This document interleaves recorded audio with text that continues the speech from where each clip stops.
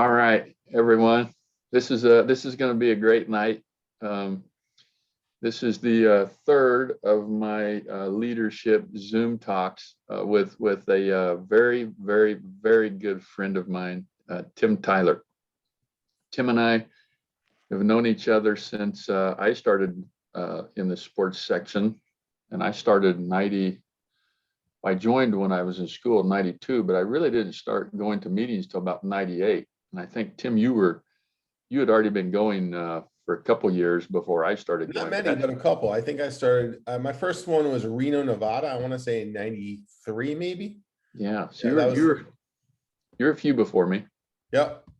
But yeah, I met Tim at the sports section meetings, and then Tim is friends with another common friend of our, a couple common friends of ours early on with Phil Page and Mike Rogers, who's here at Wichita.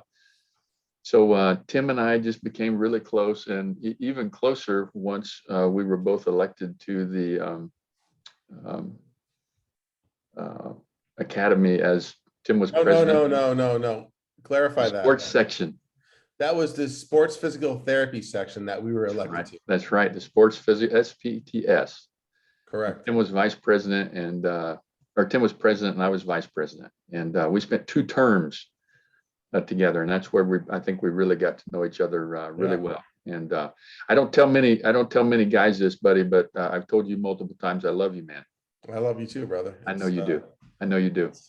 It's a part of our great friendship and being a great leader. That's right. That's right. So just tell me, start with, just tell me how you got into physical therapy and why you chose physical therapy as your career. I was one of those rare youths. I knew from the day I was 15 that I was going to be a sports physical therapist. That early? 15 years old.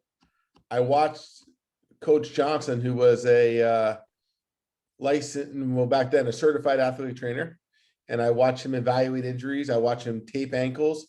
I watched him go on field. And I said to myself, God, that's awesome. So did you want to be an athletic trainer first, or did you want to be I did want to be an athletic trainer because physical therapists were not allowed on the field. Yeah, that's right. But I knew I wanted to do sports medicine. Yeah. Okay. And I really wanted to be an NHL hockey player, to be honest with you. Yeah. And I since played college hockey and everything, but I said that, all right, let's think about reality here. You're really going to be an NHL hockey player? No. So what's the next best way to get on the bench? Be an athletic trainer. That's right. That's right. So that's how it all started for me. My my neighbor who lived across the street, her name was Mary Kay Elsasser, and she was a licensed physical therapist. So I learned about the physical therapy, the rehabilitation aspect of physical therapy through her. And she worked at a hospital. Did you have to go see her for injuries? What's that? Did you ever have to go see her for injuries? No, I did not see her for any injuries. No. You were tough. You were never injured. You were never injured as a hockey player. I played football, hockey, and threw the hammer. So I was injured a lot, but I saw my athletic trainer at the high school, and he was able to help me. That's good. That's good. I don't know if I've ever told you, but I played basketball, and I played basketball in college, and I like you wanted to play for professional sports, but I had no chance in hell of becoming an NBA player. What's your vertical? What, now or then? Then could you dunk? Yeah, I could dunk pretty easy. Yeah. Back then, when I was Good. 20, till I hurt my back, late 20s. I played beer league hockey until I was 50 years old. My God. And then I'm playing with these 27-year-olds, and I'm trying to do the moves I used to do, and they're happening in slow motion. And it was time to just say, hey, you know what? Maybe you should coach or something. So, enough is enough. Enough is enough. Yeah. Oh, that's funny. So did you start in the sports section like immediately once you were, did you go to meetings as soon as you were in PT school, or was it after PT school? No, after PT school. So I started at Southern Connecticut University. I went there to play football. I wound up playing 4 years of ice hockey because I knew after training camp and after 1 year of football, I was too small and too slow at Division II to actually play on the field. There were guys going to the Jets and to the NFL from the team I was on from Southern Connecticut, and I was not going to see the field. So I was on the look team, but I had played some pretty good hockey in New York, and the coach was like, "Why don't you try out for hockey?" Tried out for ice hockey. I was on the power play, penalty kill. I got a regular shift, and I started for 4 years. So that's as a defenseman, and that's kind of how it went. Throughout my college ice hockey career, I noticed things. I noticed that, hey, a lot of guys are having low back pain. A lot of guys were having MCL strains.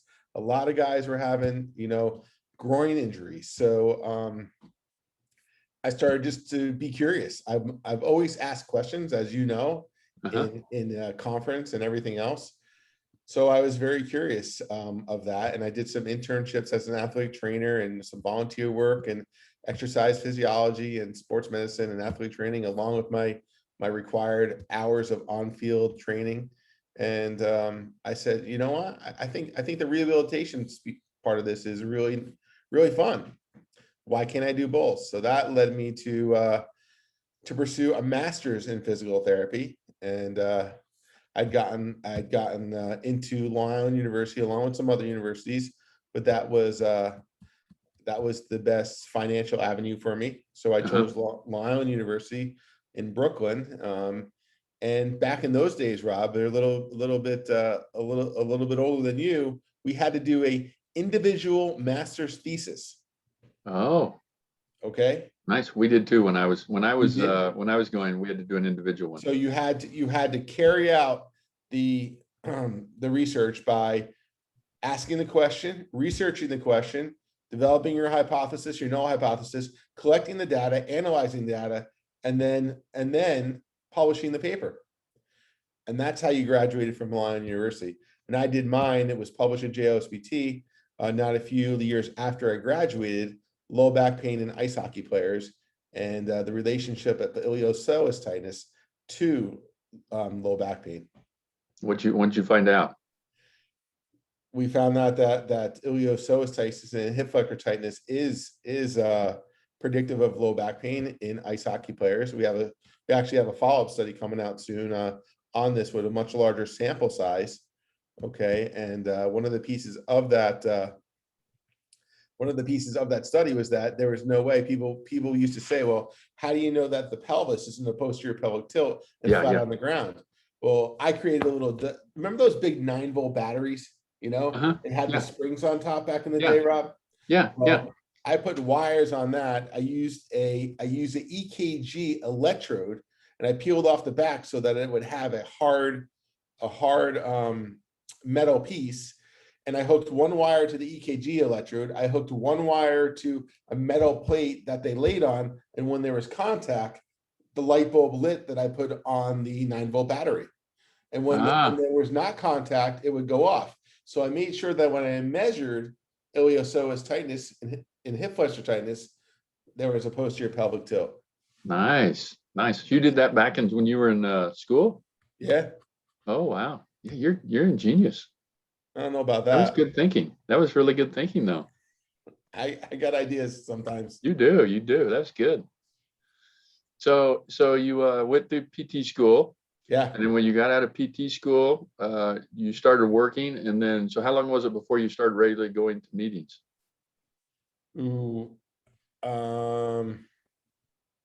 I'd say a year later. Oh, so it's pretty quick. Yeah, it was really quick. Yeah. Yeah. I took a job. Did you know people? Hospital. What? Did you know people that talked you into going to stuff like that? Did you know people that were going? Were there people at your hospital that were? No, just you. You just did it on your own. I knew people that were the director of research. Gil Gleim hired me along with Dr. Jim Nicholas. And then Dr. McHugh, our head of research right now at the Nicholas Institute, he was an exercise physiologist getting his master's there.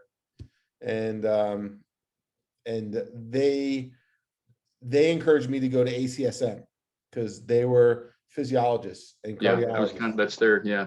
Yep. So, And I said, well, why don't I present some of my research at this physical therapy combined sections meeting? And then they said, yeah, that sounds great. Why don't you? And then I went to Reno, I presented, and then I haven't missed one since. Yeah, I've only missed, since I started going, I've missed one, I think. Yeah, Yeah. I've been doing well. So tell me who within the section, because I know you've got all kinds of role models, I think, I do. outside of the section, and I don't have like you have within our section sort of pockets, you know. Mhm. You got that George Davies pocket, you got Yep. that Mike Voigt pocket, you got, I don't know, that Kevin Wilk pocket. Uh-huh. I kind of just learn from everybody. Yeah, I'm the same way. So who is like one of your, who would you say though within the section, if you had to say one or two people that are like your major kind of role models or that have been mentors to you, who would you put at the top of the list? And I don't think anyone's going to be offended if you don't say whoever. I can't choose one, bro. You can't choose one. I looked up to DeCaro, Wilk, Mangine, Snyder, Mackler. I looked up to them all. I saw them working hand in hand with MDs, and I said, you know what? That's a good relationship, a team concept.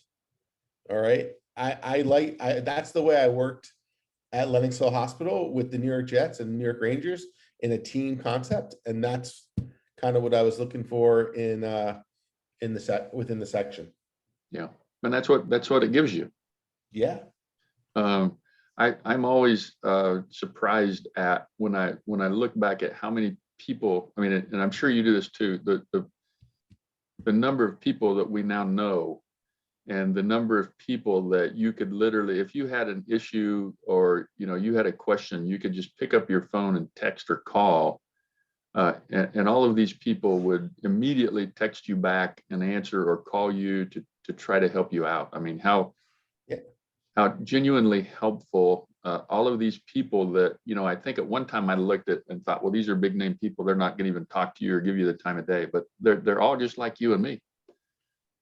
The reason that's exactly the reason they do that, because we would do that for them. Exactly. Okay. Yeah. But, that's what I love about it. Yeah. One of the things I love about it. Yeah. So tell me some advice that leaders have given, either what's some of the best advice you'd ever received from like a leader or a mentor, and maybe it's not, well, if they've given direct advice to you, but if no one's actually given you like really great advice verbally to your face, what is some of the best advice you've received from leaders in our area of field of study? Leaders, be yourself. Leaders aren't, you don't go out and be a leader. You just be yourself. You stay with integrity, you keep honesty, and you be yourself, and surround yourself with the people that are your friends that you want to be. People like you. That's leadership. Leadership isn't, oh, I want to be the leader, let me go lead. Yeah, I agree. I always try to put myself with people who I think challenge me, and people that are that I feel are smarter than me or better than me or do better research than me, or who I think probably maybe treat better than me, so I can learn from them and become better because of them. Yeah, and I don't know, most of them would probably say that, they're not better than me, and, they're not better researchers than me, but in my mind they are. And I am better than you. Yeah, of course. What are you drinking, by the way? Are you just drinking water? No, I'm not just drinking water. I'm having a aperitif. You're drinking Dr. Cheese. I'm having some Dr. Pepper. I thought about having a Kahlua while we did this, just in honor of you. Yeah, I started drinking Kahlua when I was with you one night. Oh, Bailey's, yeah, the nightcap, Yeah. Bailey's on the Yeah, rocks. I never stopped. I haven't stopped. I still Oh, drink it. Yeah. You do Bailey's? I thought we did Kahlua. I'm sure we did Kahlua one I think time. it was Kahlua. Yeah. Yeah, we did Kahlua. Yeah, I love that stuff. Yeah. So surrounding yourself with people like you, and the whole just being honest and having integrity and leading by example.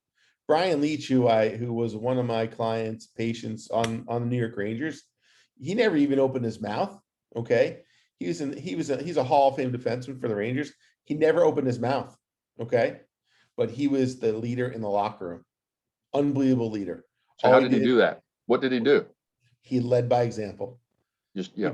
He played hard for 40 minutes out of a 60-minute game. He never came off the ice. He didn't take a break. He didn't take a shift off. When he was doing something, he did it to the best of his ability.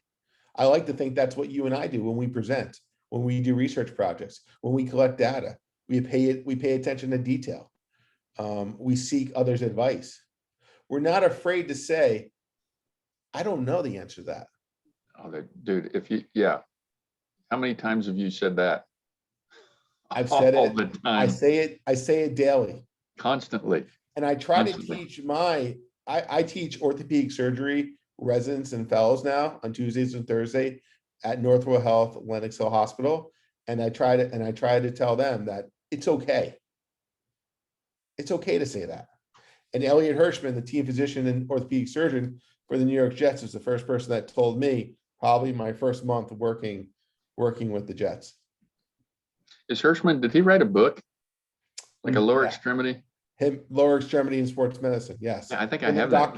Him and Dr. James A. Nicholas, the father of sports medicine, they wrote that book. Yes. I think I have that, or I have a copy of it. Yeah. Yeah, that name sounded very familiar. Yeah. So tell me what has been one of the biggest challenges in your life that you had to deal with or overcome? And it can be work related, it can be non-work related. And how did you overcome it? See, some of these are a little harder. You have to think about some of these. I have dyslexia. I have do? dyslexia. Yeah, I was told that I would never graduate college. I got 800 on my SATs. I had a C average. Okay. And the family, the world bet against me. How are you going to get into physical therapy school with a C average and 800 SATs? Well, not only did I get into college, I found anatomy and physiology. I graduated college with a 3.5 average. I went on to take my GREs, and the analytical part, I got probably one of the highest scores you can get.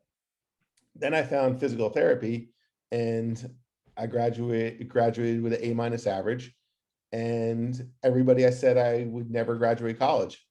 Then I go on to a kid who needed to take remedial writing courses, and his mom got him a tutor in 7th grade because he had dyslexia, and they didn't know what dyslexia was back there.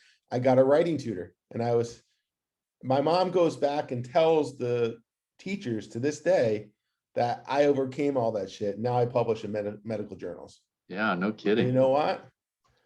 Don't ever let anybody tell you can't do something. And if you watch some of those Hall of Fame speeches the past weekend, you'll see that a lot of those guys were undrafted or very low draft picks. And now they're in their Hall of Fame, or they didn't get recruited. They didn't get a scholarship.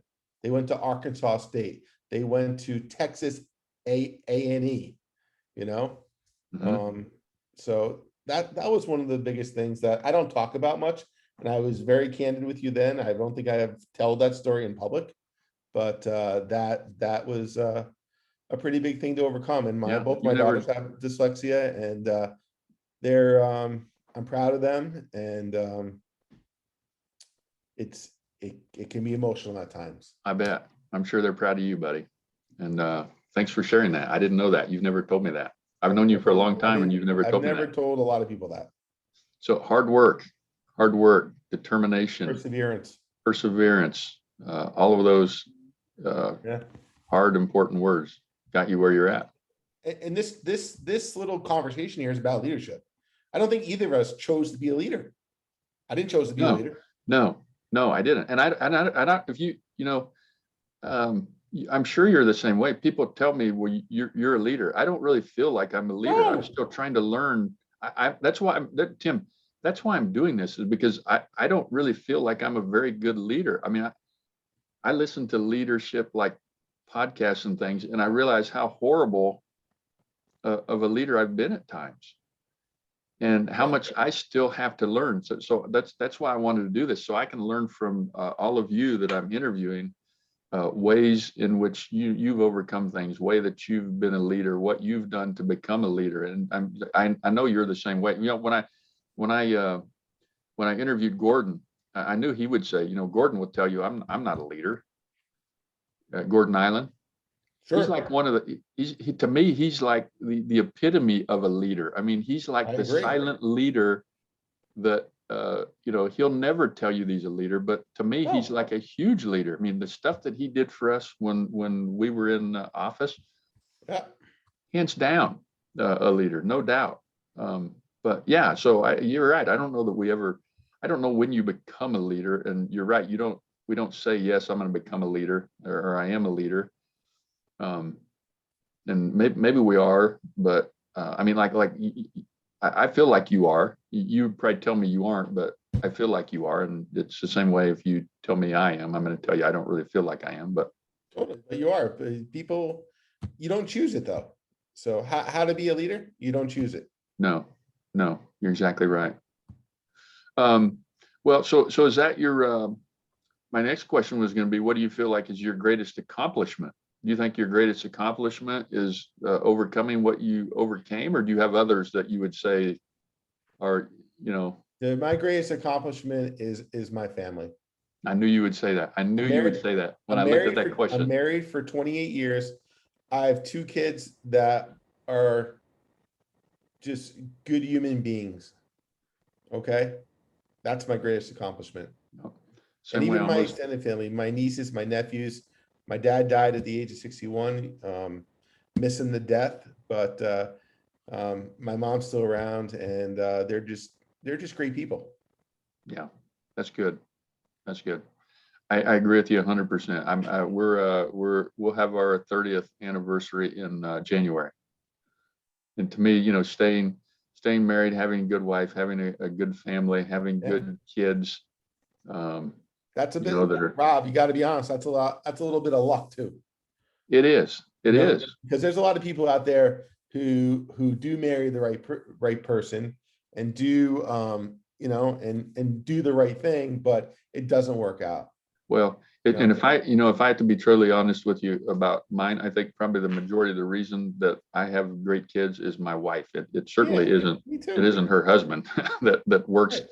works long hours and, is late to sporting events, and I'm with you there. it's all her, buddy. Just, I'm sure it's the same way with you and Same way, same when thing. your You know family. that. Um, how do you, so let's transition to your work as, I don't know, are you, when you owned your clinics, were you like president of the PT clinics, or what was your role? What did you call your role? Owner, I've always, president, I was the director. director. Okay. Right. But my business model, Rob, was to not take everything for myself. It was surround myself with good people and make sure that they got what they deserved also. So I was just an advisor and an investor in other good people. No, So you were really good at that. You I were own really good at that. thank you very much. No, seriously. I mean, there's so many, I think it's so many people that started with you that now are doing just like amazing things, not only research, but service type things. And I don't even know, I'm sure they're great therapists too, but I know them from section um, things that are Yeah, just but fantastic people.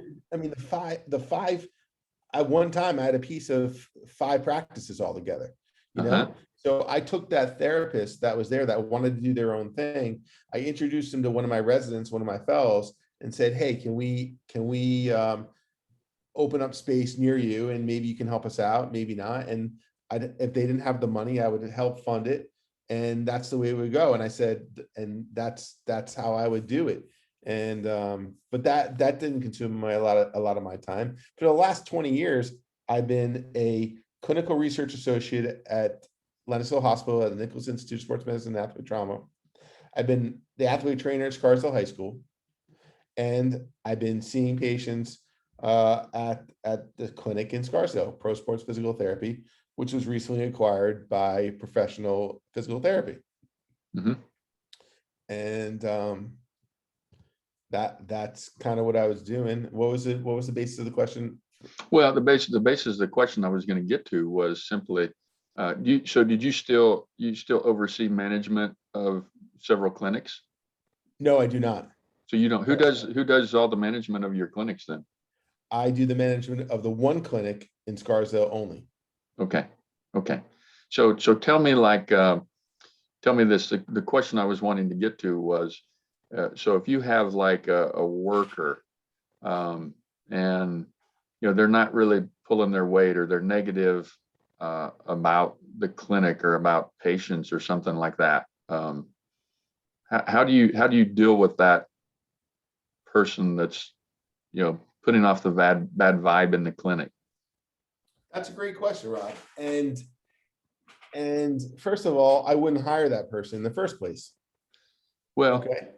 I know you wouldn't try to, Because but surely you've because hired someone before that you've thought, well, this person isn't ended up as good as I thought they would be. yes, that's true. And usually those people self-select and leave. Oh, okay. Okay. So how does that, what happens what happens that they would want to leave? They just decide they don't, the model that you have doesn't fit. This is not what I was looking for. And they would leave. I haven't had too many of those though, Rob. I really haven't.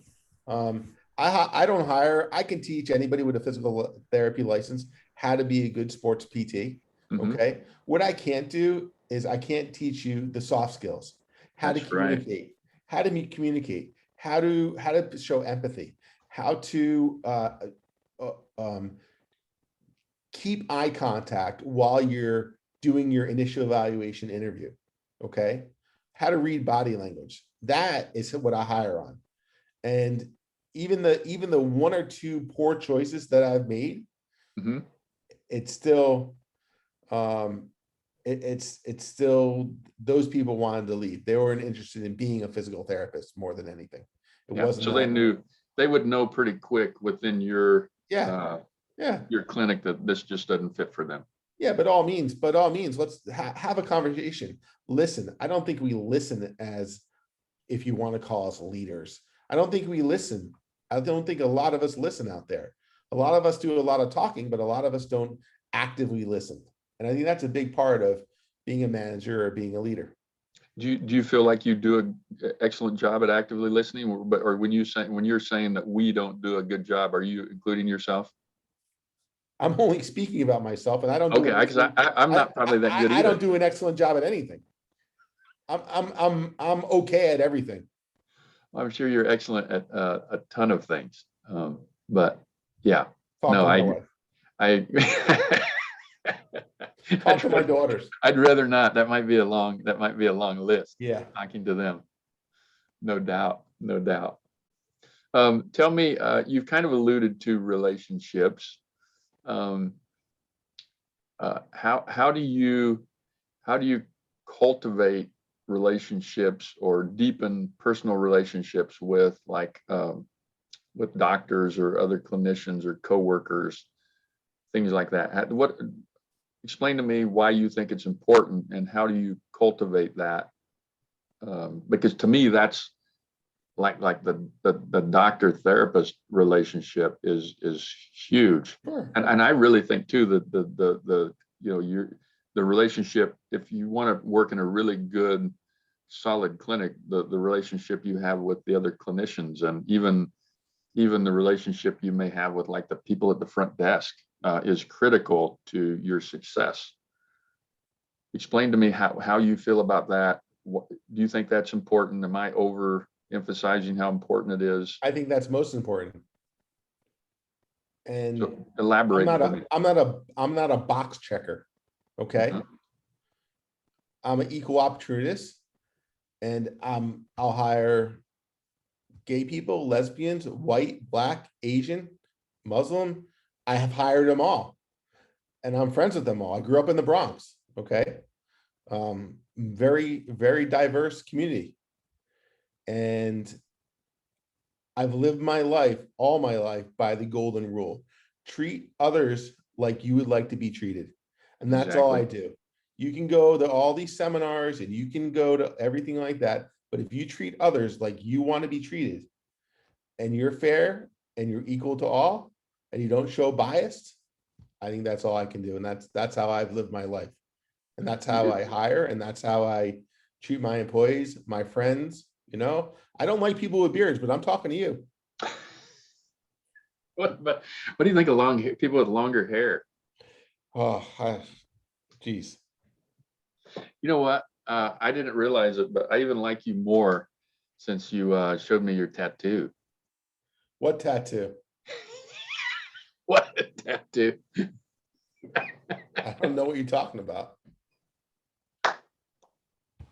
That's pretty funny. Yeah, that's good. That's good. Oh,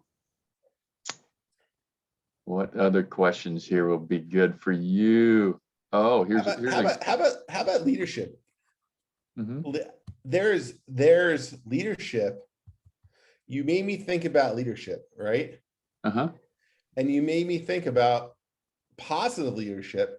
But then, have you talked to anybody about negative leadership? Well, from what take? Take Adolf Hitler. Mm-hmm.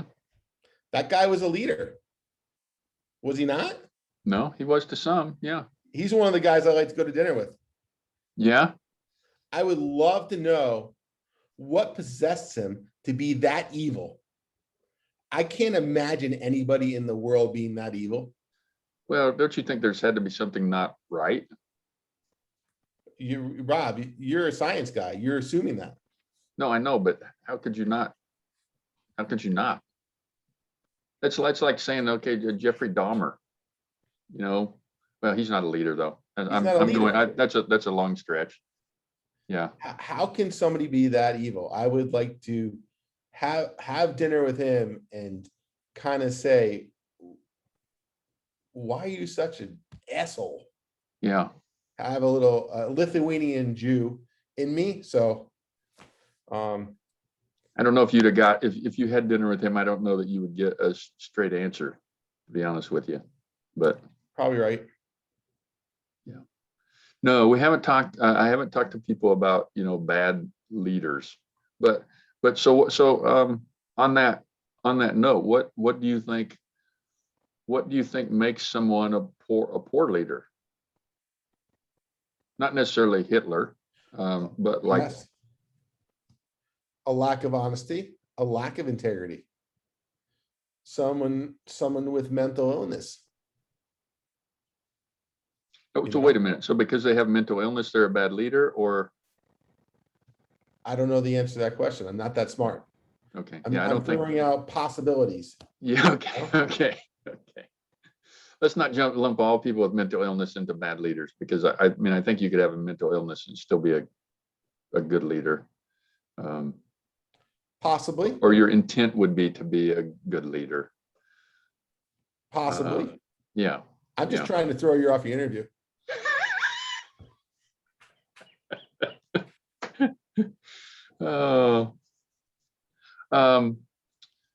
What are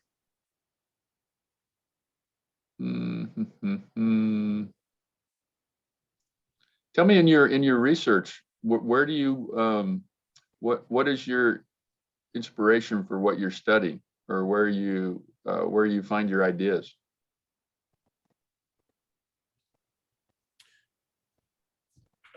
My inspiration is to discover the unknown and to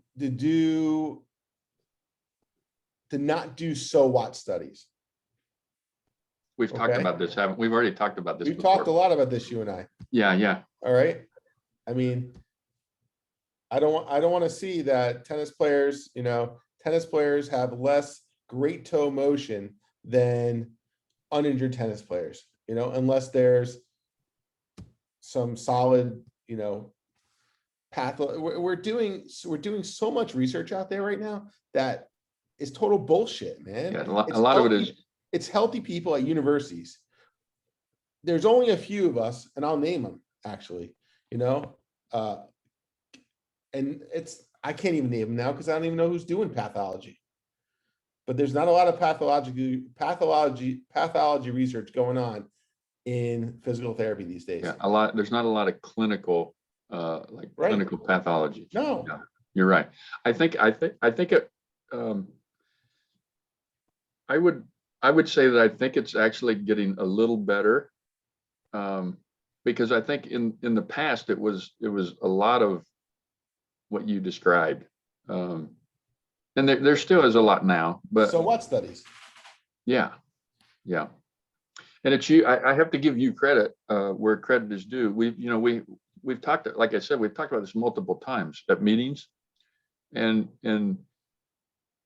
you are again a good example of a leader and someone I look up to, and I especially look up to the research that you do, and that has made me really kind of analyze some of the research that I do, and I've tried to do more lately, do more clinical research and get more involved with physicians, surgeons, and doing more clinical based, on ACL patients and rotator cuff repair patients.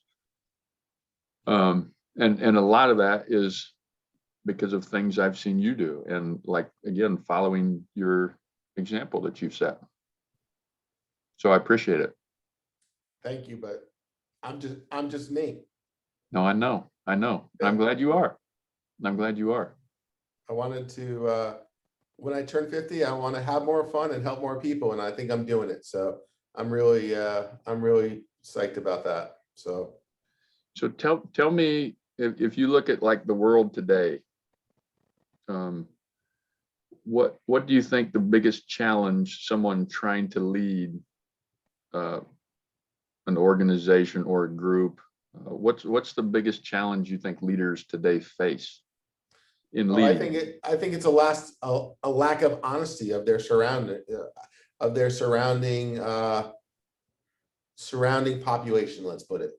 I think there's a lot of lip service out there. I think that people are told the answer that they want to hear. Oh, Rob, I forgot to say, thanks for having me. You're welcome. Yeah. You're welcome. Thanks You know for what? You know what that thanks is? for coming on. That's the token answer. People are word police these days and are programmed to say what you want to hear me say. You know what I want to say? Hey, Rob, I'm pretty psyched that I came and I'm doing this interview. And I really wanted to tell you that I appreciate this time and I appreciate you. Okay. Not fucking thanks for having me. But you watch every interview that goes down on TV, all right? Or on the news channels, thanks for having me. I think you're right. You're right.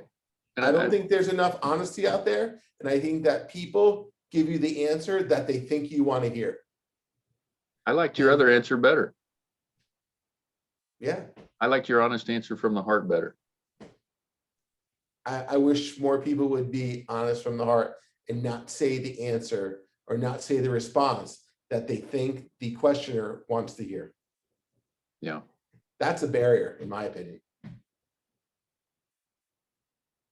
Tell me, if you look back at your career, if you could go back and make a change, what would that change be? I wouldn't change one thing in my whole entire life. You wouldn't change anything? Not one single thing. That's pretty awesome. I've lived a blessed life. I'd say you've done pretty good. If you think, if you were to ask me that question, I'm not sure what I would change, but that's pretty good if you don't want to change anything. Not one damn thing. Nope. Nothing. There was never like a night in Tijuana or something you wish you could take back? No, sir. No, not Not on camera anyway, and Even on camera. not on a recorded, not on a recorded Zoom call. I live my life with extreme integrity. Okay. As president, and I preach that to you as vice president, I had no agendas. I had no agendas, no agendas whatsoever. We didn't do anything to get publications. We didn't do anything to get clicks, to get viewers, to help our online, educational service. We had no agendas. We, as president and vice president, wanted to help people educate and reach the masses and make our sports section better for the future. And help therapists become better sports physical therapists, Yes. rehab clinicians. Yeah. Get many people involved, right? So I wouldn't change a damn thing. Awesome. Sorry to disappoint you. No, you're not. That's a great answer. If you, okay, so I'm going to come, these are like some of the good ones that are not really. All been good so far. No, they are, but these are actually better, I think. If you had a huge billboard that you could put anything on it about work, life, family, whatever. I mean, you could say anything you want on this billboard, something that you want people to know or think or believe, or sure. What would your billboard say? Thank you. Thank you. Because I didn't get here alone. I got here with the help and the love of not only my family, but my friends and even acquaintances. So I would say thank you. Gratitude. I think gratitude, the older I get, the more I realize gratitude is so important for everything. And when you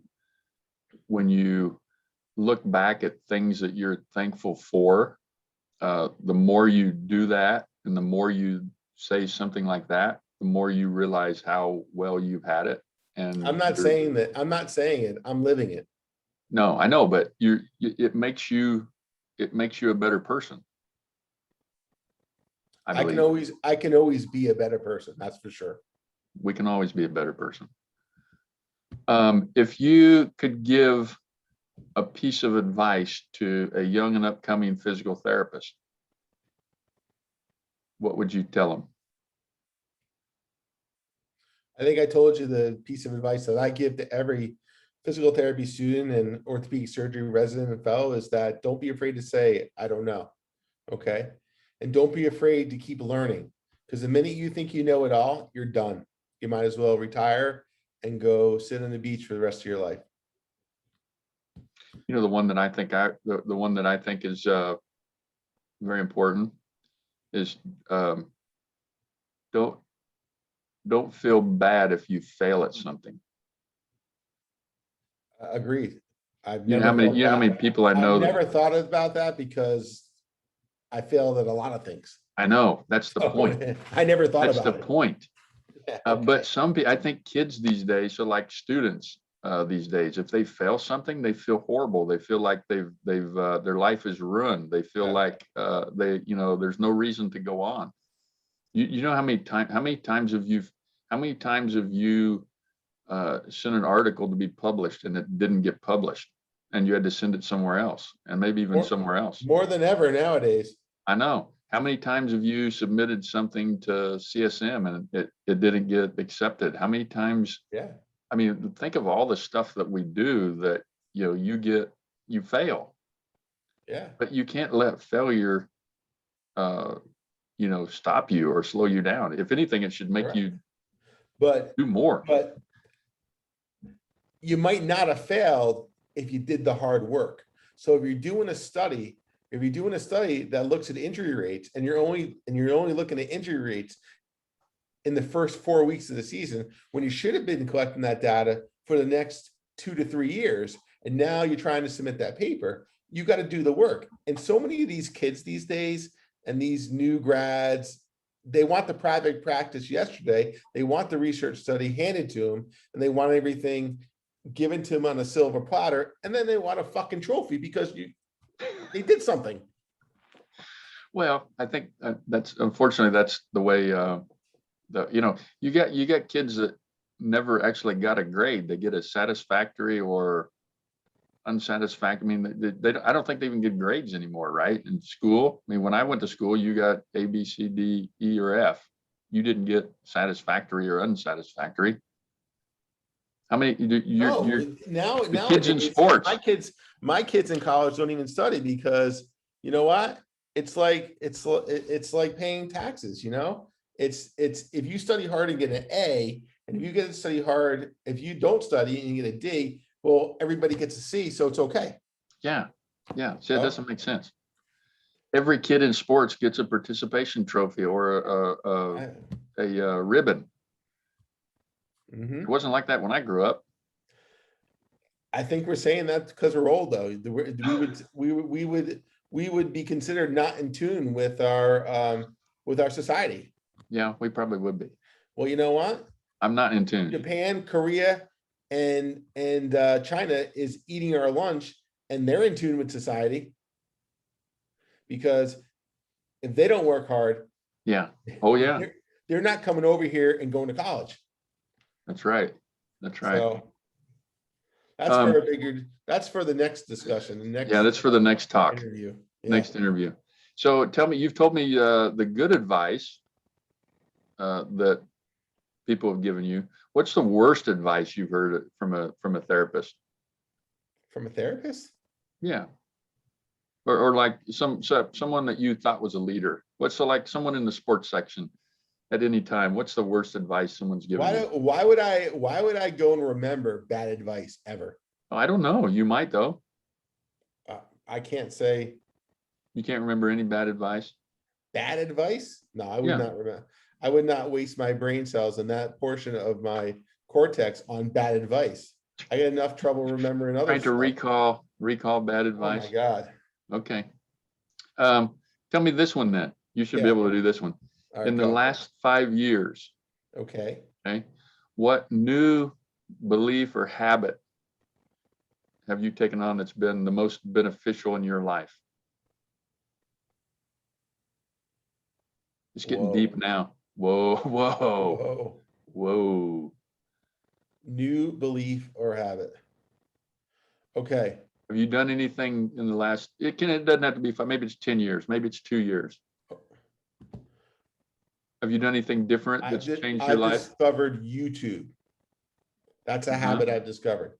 And I search live music, Genesis music, or Rush music, or U2 music, and get rare concerts. So the technology that's downloaded on YouTube has changed my life into a new habit of searching for live music that I didn't have the privilege of seeing back in 1972 or stuff like that. So that's new. That's cool. And so what does that do for you? That just like satisfies your that is part of my relaxation and reward after a hard day's work. Because I think that we need balance in our lives. No, we definitely need balance in our lives, and a lot of us aren't good at balance. Yeah. All right. So the other thing you already told me, the dream dinner party, yes. Hitler was the only one you would want to invite. Are there any others? I'd like to have dinner with Phil Collins because of Genesis. I'm a huge Genesis fan. I like to go over a couple songs and ask him what he was thinking and what was the meaning of that song. But one of the fellows I look up to most in my whole entire life is a guy. His name is Dick Winters. So tell me about Dick Winters. Dick Winters was the main character and wrote the book, the Band of Brothers. I've heard of it, but I haven't read it. And my grandfather was in World War II. My dad was a Marine. My father-in-law was in Vietnam, and my uncle was in Korea. And Dick Winters was a leader with incredible integrity, and he went all through D-Day, and from D-Day he went on through Bastogne, and really became. He started as a private, and if you read his book, he worked his way up to. He didn't become a leader because he wanted to. Everybody else died around him, so he had no choice but to lead. Wow. And he led by example, and he fought for our country. And he is one of the leaders that I look up to after reading a lot of books and stuff like that on him. And I was recently in in Normandy, where there's a lot of great leaders that fought for freedom and against Hitler, that tyrant. So Yeah. Yeah. That's cool.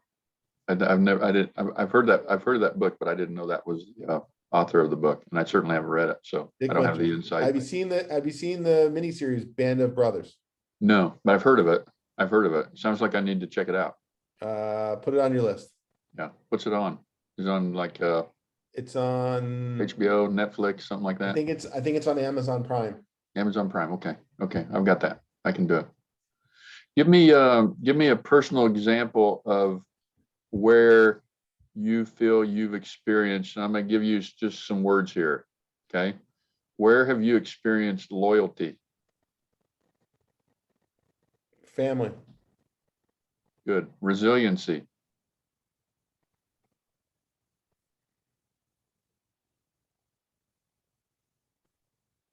The high school I work at. So explain. Some of these kids have nothing. Some of these kids are very affluent. And the high school is a very high demanding high school, academically, athletically, and socially. And there's in my athletic training room there, where I do physical therapy and I treat student athletes all day, every afternoon from 3:30 to 8 o'clock. There's kids that have to be resilient or they get lost. So that's where I've seen and helped people with resiliency. That's good to see. It's good to see that. It's good to see that and be It's around it. it's very rewarding, I can because you only know guess. what? You're a psychologist, a psychiatrist, an athlete trainer, a teacher, an educator. You're everything. You're a parent to those kids. Yeah. Some of those kids' parents don't come home till 10 I o'clock bet. at night. I bet if they come home, probably sometimes. They're in New York City. They take the train home. They're working at Goldman Sachs till 10 o'clock at night. You Yeah. know? And the thing that I say every single time a kid leaves my athletic training room is this. And I say to my kids when they leave each night, make good decisions. Yep. Yep. That's I know it. a lot of people that tell their kids that. Make Yep. good decisions. That's good to hear it. Okay. How about give me an example where where you've experienced integrity? Integrity. Mhm. Every day of my life, I experience integrity. You're tempted by the devil every single day of your life, whether it's stealing, cheating, lying, data collection, and skewing the data, taking money out of the copay box, no matter what it is. But when you are naked, Rob, you're naked and you're in a cell and you have no money, you've gone bankrupt. The government has put you in a cell. You know what you got? The only thing you got is your word. Yep. It's true. That's all you got. You got your word. And if you have your word, you have integrity and you have life. There you go. Give me an example where you experienced gratitude. I told you earlier, I experience gratitude. My gratitude towards others, or others' gratitude toward me? Either. You've already told me about your gratitude. Well, you didn't really call it gratitude, but I called it gratitude. That's fine. God, I experienced gratitude by Patty, who owns a pie shop. We were going to see Mike Mulaney. You might know the name. Yeah, I've heard of And him. his family, and we were going there for dinner, and I went to Patty's, who was my patient 4 years ago. And Patty had the worst posterior tibial tendinosis I've ever seen in my life. And she couldn't walk. And it took me probably 6 months to get her from a VAS of 10 to a 0 and a functional score of 100. And she didn't give me anything free, but she just hugged me and thanked me for helping her. And that's where I experienced gratitude. That's the best, isn't it? It is there's a lot of those. That's one of the reasons that I became a physical therapist. It's one of the only jobs where you're getting paid to help other people. I know. A lot of I know. jobs you're getting paid to screw people. I know. Think about selling houses. You buy low, sell high. You're screwing somebody, you're making money. How about a Yep. lawyer? A lawyer, man, bill more hours, making more money. I can go through lots of examples, but in our profession, you get paid to make people better. And people appreciate it. Most people appreciate it. Yeah. Yeah. All right. Last question, and I'll let you go. All right. When you're gone, how do you Yeah. want people to remember you? Just as an honest, good person. That's all. I kept my word. On my exit interview for my employees, I always look them in the eyes and I say, hey, did I keep my word to you the years you worked here? And if they say yes, I'm pretty pleased. If they say no, I say, well, how didn't I keep it? I apologize. And I take that into my little Rolodex in my brain. I process that and I try not to make the same mistake again. Perfect. Thank you and good night.